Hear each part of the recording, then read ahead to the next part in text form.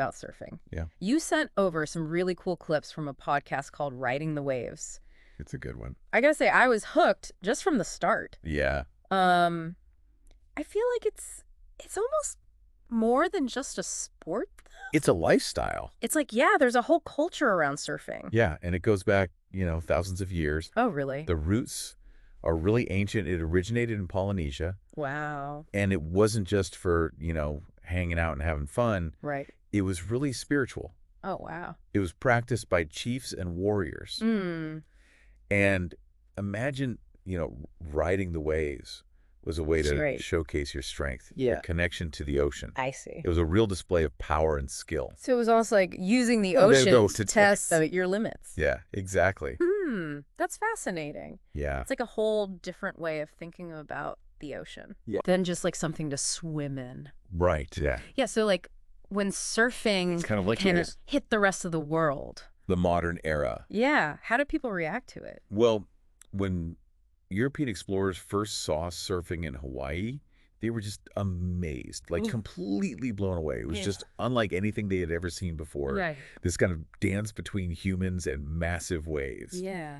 But that clash of cultures led to some pretty dramatic consequences. Well, and that's something that Riding the Waves talked about was surfing almost disappeared. It almost went extinct because of the missionaries. They weren't a fan. They didn't improve. They didn't like it. It's kind of sad that something so unique almost got lost forever. Luckily, yeah, figures like Duke Hanamoku came around in the early 1900s. He's like the godfather. And really helped spread surfing worldwide. And he really brought it back. Yeah. That's really cool. But to really understand surfing, you kind of have to understand the science of waves. Okay. Picture yourself out on the water. Okay. It's all about harnessing the ocean's energy. Right. And wind creates this energy on the surface of the water, and it generates waves. Okay. And then as those waves approach the shore, the shape of the ocean floor, what we call the break, determines how the wave breaks. Okay. And that's why you get those different types of breaks. Yeah. So I've got beach breaks, reef breaks, point breaks. All different. But I honestly, I'm a little... Each with their own... fuzzy on what makes them so different. Each with their own unique appeal for surfers. Yeah. So let's start with the basics. Okay. Like beach breaks. What is that? Beach breaks are ideal for beginners. Okay. Because the waves break over sand, which makes them a bit gentler. Oh, okay. And more forgiving if you wipe out. Yeah, so you don't get smashed into a million pieces of coral. You don't want to be tossed around on a reef. Okay, so then... So yeah, beach breaks are what about a good starting point. The reef breaks. Those are the ones... Those are where... the pros are always talking about. Yeah. Those sound a lot more intense. The waves break over coral reefs. Right. And this creates incredibly powerful and fast waves. Right. Sometimes even hollow waves. Oh, yeah. Which is when the wave curls over, forming a tunnel. Right, right. And that's what makes those incredible barrel rides possible. Right. But it takes a lot of skill. Oh, I bet. And experience. Yeah, so you can't just be a strong swimmer. No. You got to actually know what you're doing. Skill, experience. Yeah. Okay, so... to tackle a reef break. So reef breaks are like... yeah. You need to be an expert. Pretty much, yeah. Okay, what about point breaks? Point breaks. I've heard surfers rave about those. Point breaks are the holy grail. What is that? For many surfers. Okay. Imagine a long, peeling wave. That breaks consistently in one direction, sometimes for hundreds of yards. Wow. And they're formed when waves wrap around a point of land. I see. Offering these long, smooth rides. Oh, wow. Jeffreys Bay in South Africa is a great example of a point break. So each break really offers like a totally different... a different experience. Okay, yeah. And a different level of expertise. Exactly. So you could spend your whole life surfing. Absolutely. And never get bored. And every wave is unique. Right. So you're constantly adapting to the ocean's power. And that unpredictability combined with the physical and mental demands makes surfing so much more than just, a fun day at the beach. Yeah, it's a real connection with nature. Yeah. It is. You're at the mercy of Mother Nature out there. Absolutely. Well, and it kind of speaks to this idea that surfing is more than just a sport. Exactly. It's like a whole lifestyle. A way of life. Yeah. Yeah, Like riding the waves was emphasizing that a lot. Imagine waking up before dawn. Right. Heading to the beach. Yeah. Watching the sun rise over the ocean. Yeah. As you paddle out. Wow.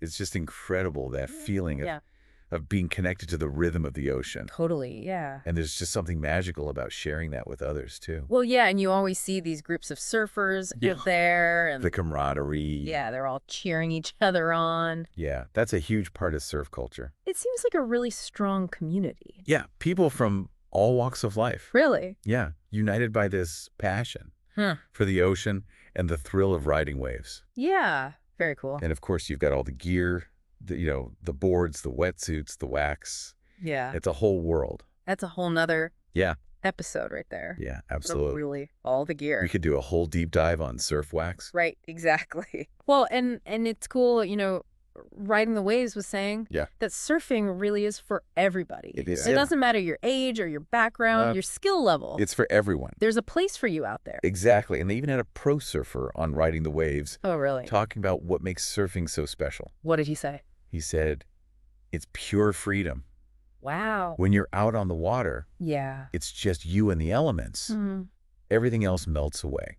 I can see that. And of course, there's that incredible adrenaline rush of dropping into a big wave or nailing a difficult maneuver. Yeah, it's almost meditative in a way. It is. It is a form of meditation. It's a total newbie. Yeah. It all seems very intimidating. Oh, yeah. To me. The whole thing. Well, he had some great advice for beginners. Oh, okay. He said just start small, be patient. Okay. And don't get discouraged by wipeouts. Right. Because falling is part of the learning process. Right. Surfing is all about persistence. Okay. And respecting the ocean. Okay. And, of course, your fellow surfers. Got it. That makes sense. It's all part of it. Well, I'm starting to get the hang of the history, the science, the lifestyle. Yeah. Now, are you ready for the grand tour of all the surfing hotspots? I think we're ready for a surf trip. Okay, all right. Let's go. So, Riding the Waves. Yeah. Talked about a bunch of amazing destinations. There are some amazing places. These are bucket list destinations for any surfer. For sure. Yeah. Legendary waves, incredible scenery. Yeah. Unique surf cultures. Where should we head first? Well, you mentioned Jeffreys Bay earlier. Yeah. That sounds pretty epic. I'm all for a Point Break experience. Yeah. It is truly special. Okay. Those long, fast, right-hand point breaks are just a surfer's dream. Wow. It's consistently ranked among the best surf spots globally. Wow. And for good reason. All right, Jeffreys Bay is officially on my list. Good. What makes a wave like that so appealing, though? Well, for starters, the length of the ride at Jeffreys Bay is incredible. Oh, wow. You can catch a wave and literally ride it for hundreds of meters. Wow. Which is really rare. Okay. Plus, the speed and consistency of the wave allow for some really stylish maneuvers. So it's not just about riding the wave. It's about how you ride it. It's like a performance almost. Exactly. Okay. Experienced surfers want a wave that allows them to showcase their skills. Right. To really dance with the water. I see. And Jeffreys Bay offers that perfect canvas. Okay. But it's not for the faint of heart. Oh, I bet. There's a certain level of expertise needed to navigate a wave that powerful. Yeah, I bet. Yeah. Okay, so besides pure adrenaline, what draws people to a place like Jeffreys Bay? Well, it's not just the waves itself. Okay. It's the entire experience. Okay. You've got the natural beauty of the coastline, the warm waters of the Indian Ocean. Okay. The vibrant South African surf culture. Right. It all contributes to Jeffreys Bay's allure. The whole package. Yeah. It's not just about the surfing. Absolutely. Yeah, okay, so Jeffreys Bay. Each surf spot has its own unique character and energy. Okay. It's about immersing yourself in the local culture. Yeah. Respecting the environment. Okay. Connecting with fellow surfers who share your passion. Very cool. All right, so Jeffreys Bay is a must-visit. It is. But I'm feeling adventurous. Where else? Oh, let's head somewhere completely different. Okay. Bali, Indonesia. Oh, wow. Imagine lush green rice paddies. Oh, wow. Ancient temples. Okay. And world-class waves. Wow, that sounds incredible. All in one incredible destination. All right, Bali is calling my name. Okay, good. I'm glad to hear that. What makes the surf scene there so special? Bali is a true melting pot of surf cultures. Oh, wow. You've got surfers from all over the world coming to experience the consistent waves, warm water, and relaxed atmosphere. Huh. Sounds like a great place to It's pretty amazing. learn and just kind of soak up the vibes. Absolutely. What kind of waves? Well, Bali has a wide variety of waves to suit all levels. Oh, okay. From gentle beach breaks for beginners to challenging reef breaks for the more experienced. Right. Some of the most famous spots include Uluwatu, Okay. known for its big, powerful barrels. Oh, wow. And Kongu, okay, which offers a mix of fun waves for all levels. So you could go there as a beginner and be fine. You could. Oh, wow. Okay. Yeah, it's a great place to learn. And if you're an expert, you can still find some thrills out there. Yeah, there's something for everyone. Oh, that's really cool. It is. So whether you're looking for Bali's got you covered. A challenging ride or like a chill longboard session. Exactly. Bali's the place to be.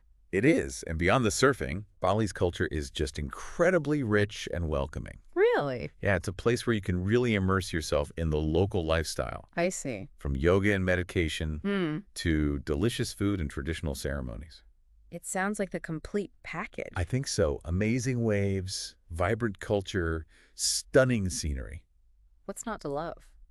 Yeah, I know. Right. It's a place that truly captures the spirit of surfing and that sense of adventure that comes with it. Okay, I'm sold. What? Bali is officially on the itinerary. Yeah, I'm glad to hear it. But we've been talking about all these warm places. Yeah, we have warm water destinations. Right. Are there any good places that are a little chillier? You bet. Okay. Bundle up. We're heading to Tofino, Canada. Wait, Canada? Canada. Really? Yeah. I had no idea you could surf there. I know. It's not the first place that comes to mind. Right. But Tofino on Vancouver Island okay. is a hidden gem in the surfing world. This is blowing my mind. Yeah, it's pretty amazing. Okay, so what's the scene like there?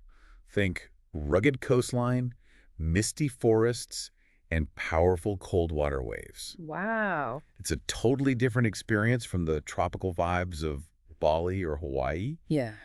But it's equally magical. Okay, I'm intrigued. Yeah. What makes it so special? Tofino has this raw, untamed beauty that draws surfers from all over. Okay. The waves are generated by storms in the North Pacific. Wow. So they can be incredibly powerful and challenging. Wow. But they're also spots for beginners. Okay. And the scenery is just absolutely breathtaking.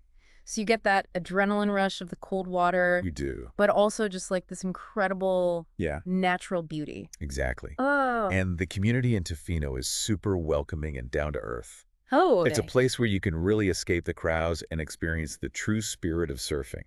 Wow. It seems like surfing is really more than just a sport. It's about exploring new places. It is. Connecting with nature. Absolutely. Pushing your boundaries. Yeah, pushing your limits. Yeah, this is really... Couldn't have said it better myself. Cool. Surfing takes you to some of the most incredible places on Earth.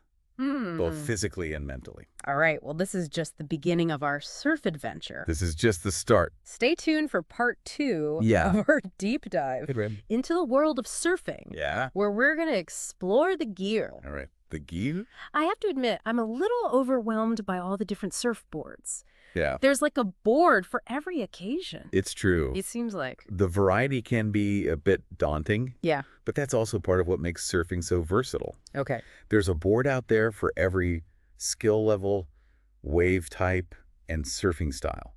So walk me through it. Okay. What are the main types of surfboards and what makes each one unique? Let's start with the classic longboard. Okay.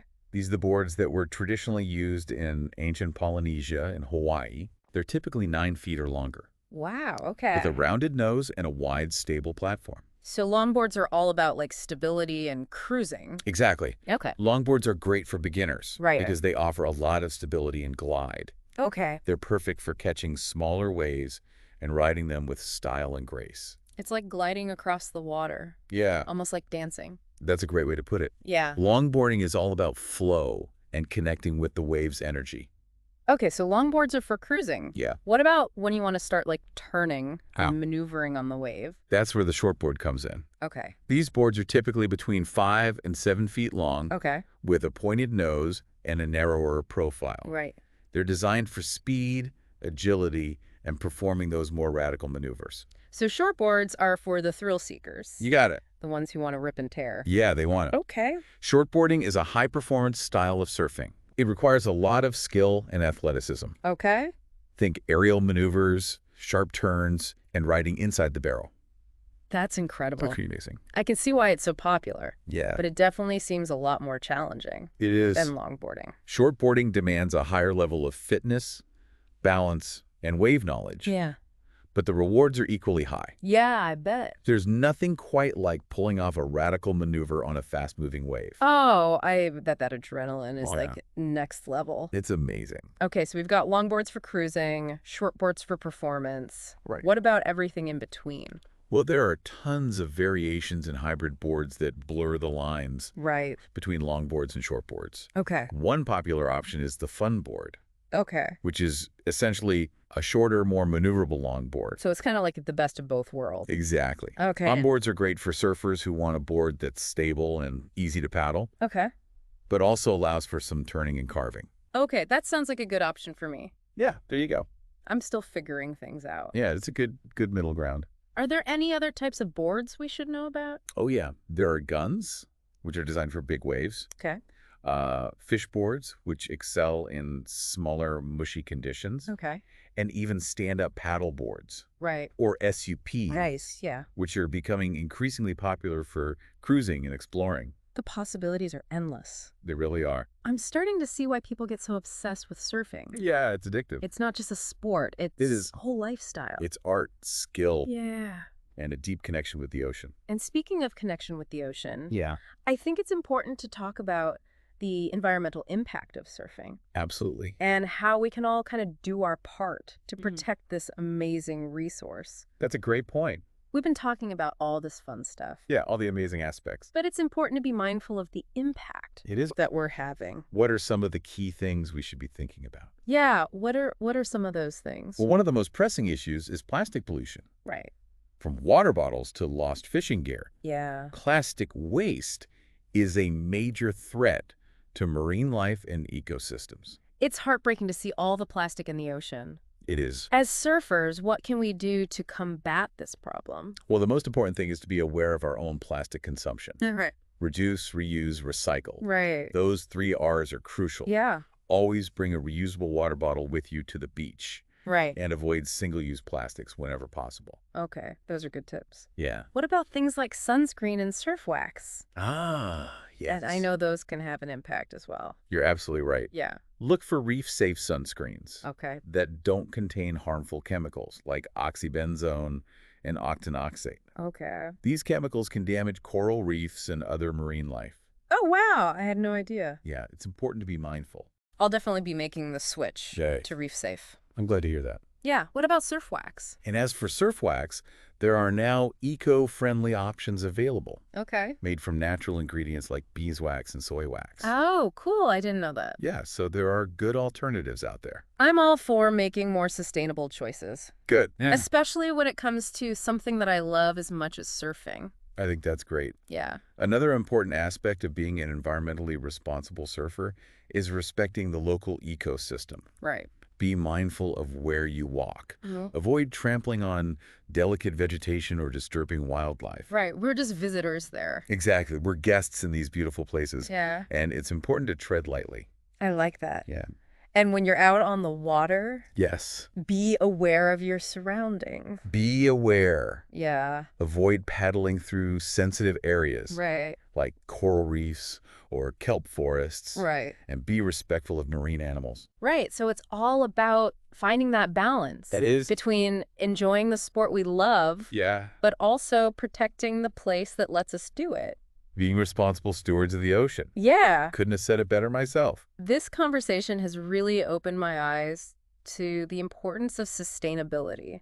Yeah. It's not just about catching waves, it's about protecting the ocean. Exactly. That gives us those waves. That's a powerful realization. Yeah. The more we understand about the interconnectedness of our actions and the health of the ocean, right, the more we can make informed choices that benefit both ourselves and the planet. This has been such a cool conversation. It has. I feel like I've learned so much about surfing. Me too. Not just the sport itself. Yeah. But the culture, the lifestyle, and the environmental considerations. All the different facets. Yeah. It's been a fascinating journey. I'm feeling really inspired. Good. To get out there and experience this for myself. Me too. What's resonating with you the most? That's a great question. From all this? Honestly, what's striking me is just how much depth there is to surfing. Yeah. I came into this thinking it was all about riding waves and looking cool. Right. Yeah. I think a lot of people have that initial perception. But it's so much more. It is. There's this incredible history. Yeah. This fascinating science behind how waves work. The physics are amazing. And a whole philosophy of living in the moment. It's a way of life. Connecting with nature. Absolutely. And the community seems so welcoming and passionate. It is. It's really inspiring. And I'm so glad you're feeling that. Yeah. Surfing has this incredible power to connect us with ourselves, with each other, and with the natural world. Yeah. It's a truly transformative experience. And learning about the environmental side of things has been really eye-opening. Yeah. It makes me want to be a better surfer. Good. Not just for the sake of the sport, but for the sake of the planet. I think that's a sentiment that resonates with a lot of surfers these days. There's a growing awareness of the need to protect the very environment that allows us to do what we love. Right.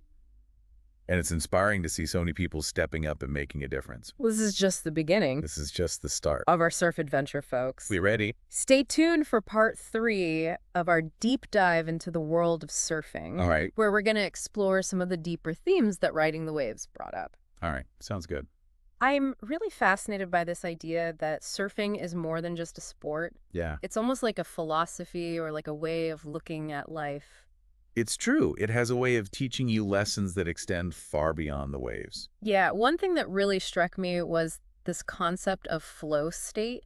Oh, yeah. That surfers talk about. It's a real thing. It's like that feeling of being completely immersed in the present moment. Right. Everything just clicks and you're just riding the wave effortlessly. That flow state is a really powerful experience. Yeah. It's a state of heightened awareness and focus. Right. Where your mind and body are just totally in sync. Yeah. And it's not just about physical skill, right? It's like mental clarity, too. Absolutely. And being able to react instinctively. Yeah, you have to be the ocean. Adaptable. Yeah. Responsive. Yeah. It's always changed. Surfing demands that, Right. a high level of adaptability and responsiveness. Well, and that's such a good metaphor. It is. For life in general. It's a great analogy. Yeah. We're always facing unexpected challenges and changes. We are.